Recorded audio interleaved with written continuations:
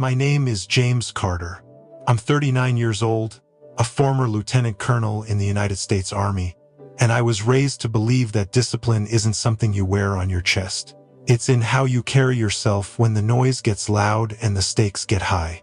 My father was a firefighter, my mother a nurse, and between the two of them, I learned early that real strength never needs to shout. I enlisted at 18, served through 2 tours in Iraq and 1 in Afghanistan.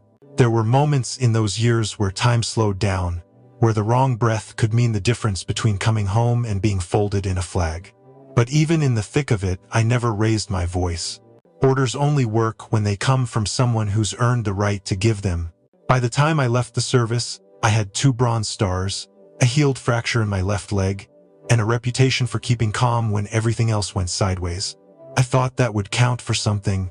I thought stepping into the civilian world, into business, that experience would mean more than a shiny degree or buzzwords. My first corporate job was in logistics, middle of the org chart, nothing fancy. I didn't mind. Starting from the bottom didn't scare me. What I didn't expect was how fast people would size me up, not by what I'd done but by what letters weren't behind my name. They'd smile during meetings, nod politely, but I heard it in their tone. Too structured, too stiff, too military.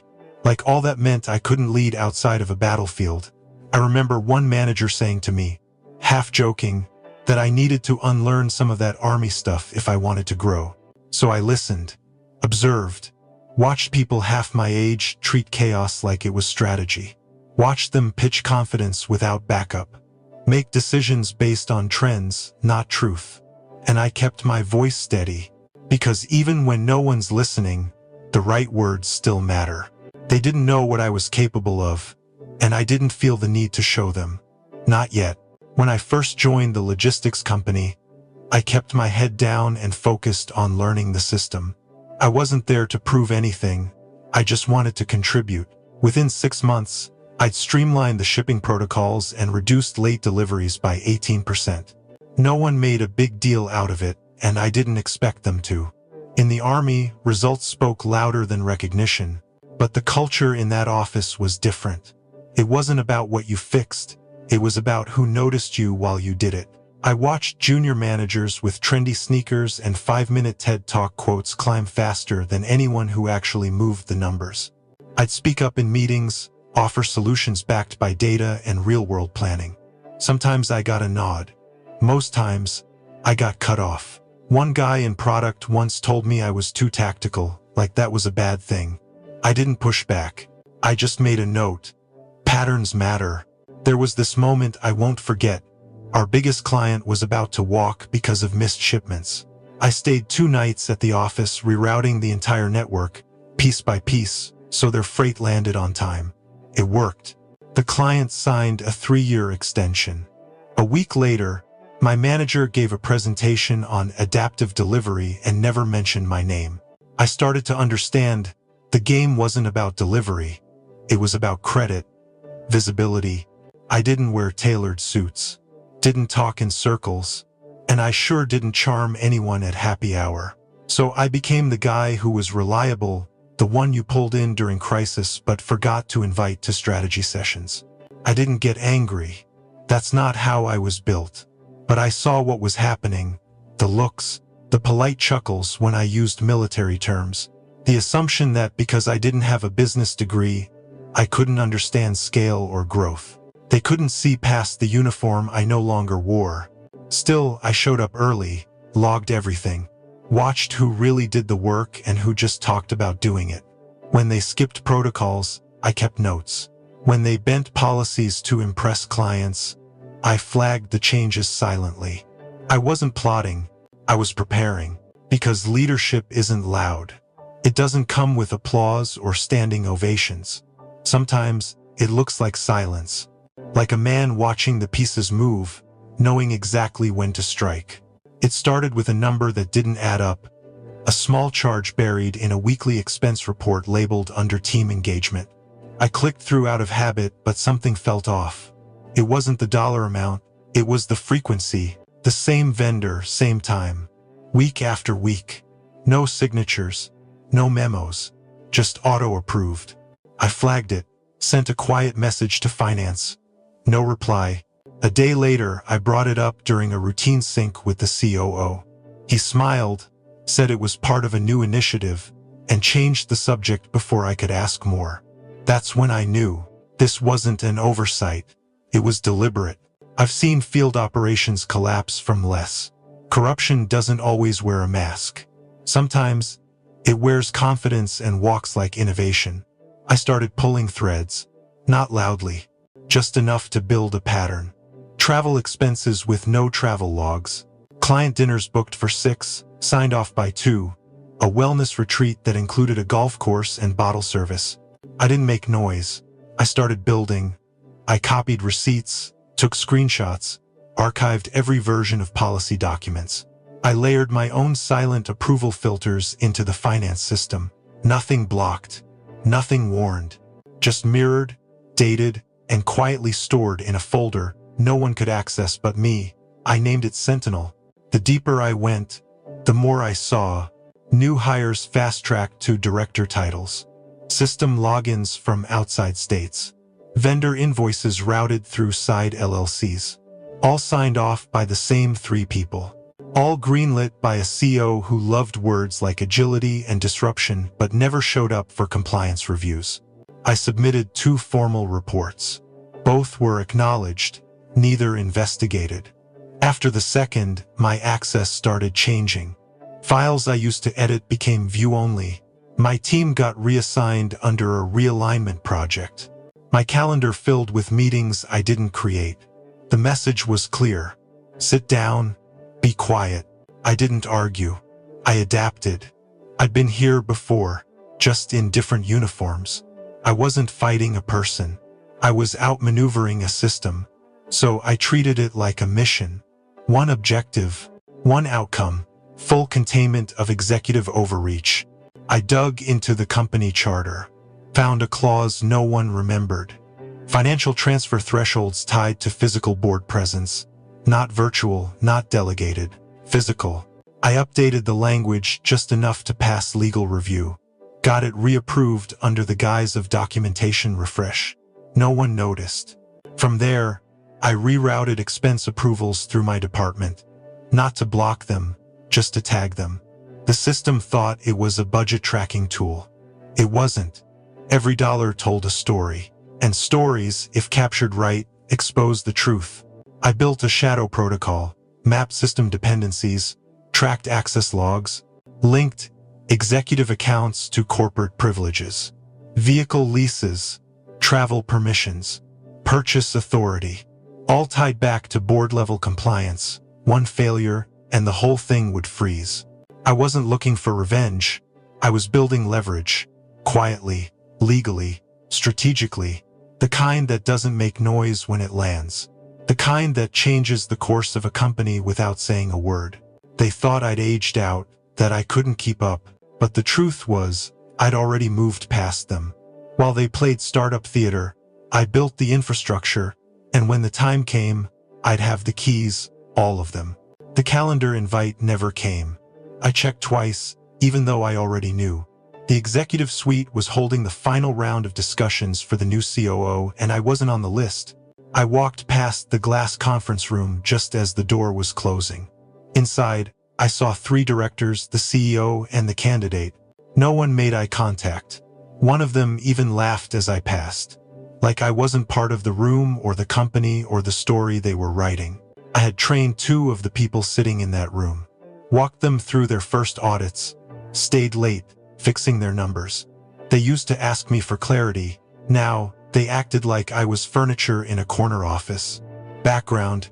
Later that day, I ran into the CEO near the elevator. He gave me that tight smile, the one people use when they're trying to sound sincere but don't care if they're not. He said it wasn't personal, just a direction shift. Someone more modern, someone who understood today's tempo. I nodded. Nothing else. Just nodded. Then I went back to my office, closed the door, and sat down. I didn't feel angry. I didn't feel broken. But I felt something settle inside me. Cold. Focused. They had closed a door. Not just to a title, but to respect, to acknowledgement. and they thought I would just stay behind it. Quiet, obedient, decorated, and invisible. But I wasn't waiting for permission. I already had everything I needed. The files, the approvals, the patterns, the locks, and the keys. That moment wasn't the end. It was the green light. Phase 2 was ready. It took exactly 11 seconds. One click, one clause. The system flagged a compliance breach and froze the executive transaction pipeline. No alarms, no red banners. Just a silent lock that rippled through the finance infrastructure like a command signal.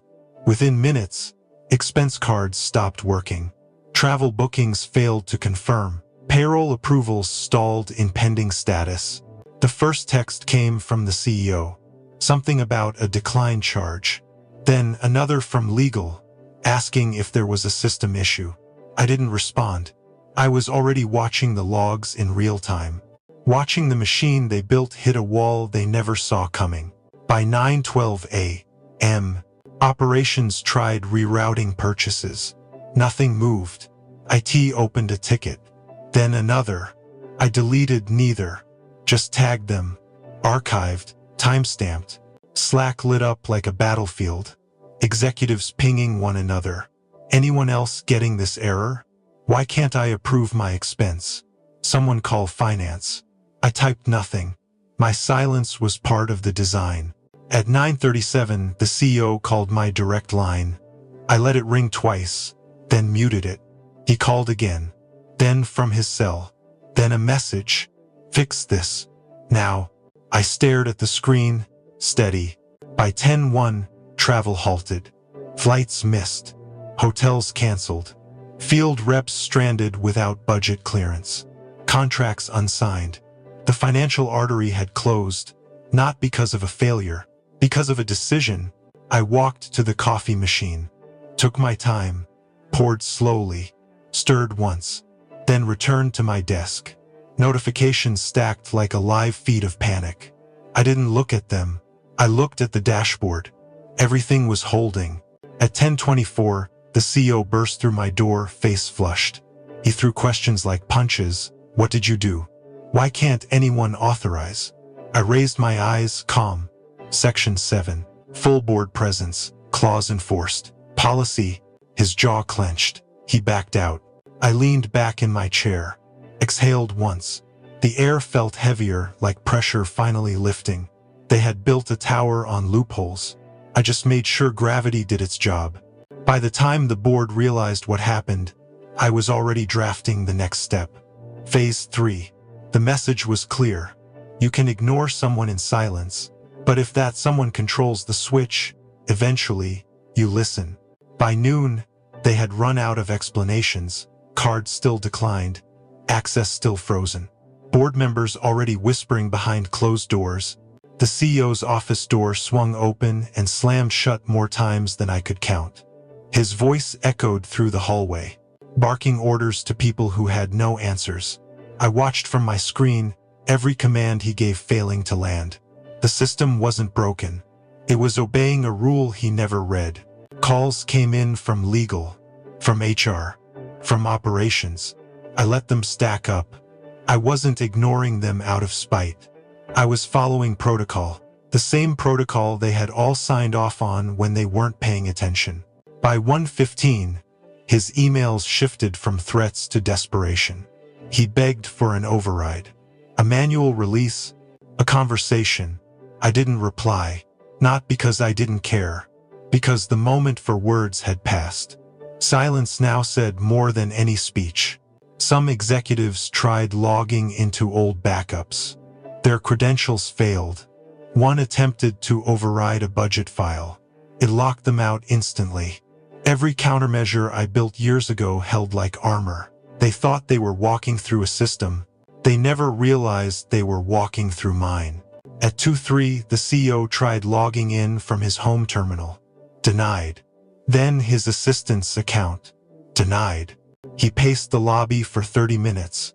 Phone pressed to his ear, yelling at anyone who picked up. Eventually, even that stopped.